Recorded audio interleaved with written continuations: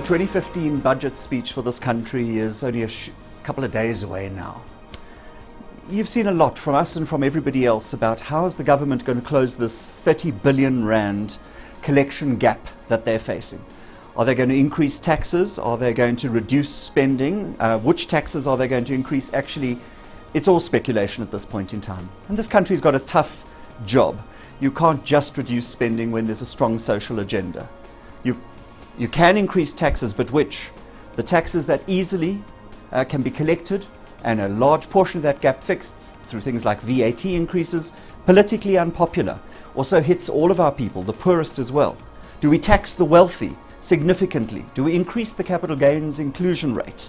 Do we increase the marginal tax rate? I don't know. Is that going to make our real income generators, the people who employ other people, really scared and really nervous and a flight of capital? This is a tough challenge for our finance minister and his cabinet. But you know, unlike everybody else, we haven't chosen the theme of just trying to guess how they can close the gap. We've chosen a different theme. It's the same theme we were talking about a year ago. We've chosen the language which says, how do you mind the gap? How do you, the taxpayer, and in particular our corporate clients, how do you mind the gap? You see, one of the things that revenue is going to do to close the gap is get a whole lot more efficient about how they collect their taxes.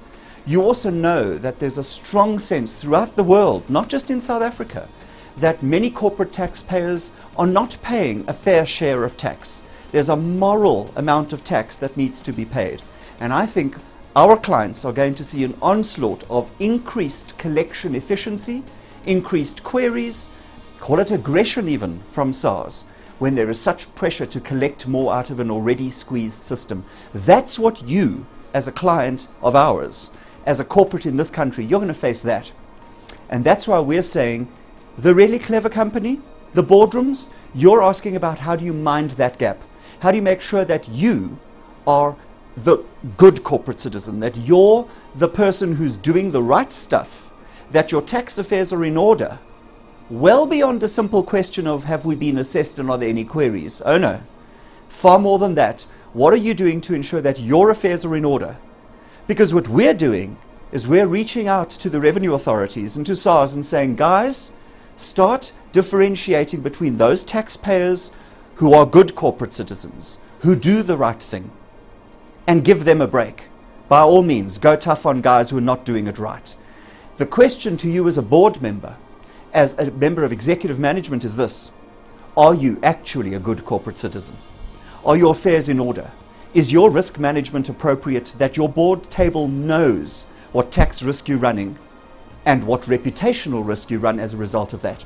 There is no space anywhere in the world now for corporate players who don't do the right thing. Please make sure that you're one of those who does the right thing. That's what we're working with our clients on now. Become a good corporate citizen, do the right thing, and we'll make sure that SARS treats you correctly.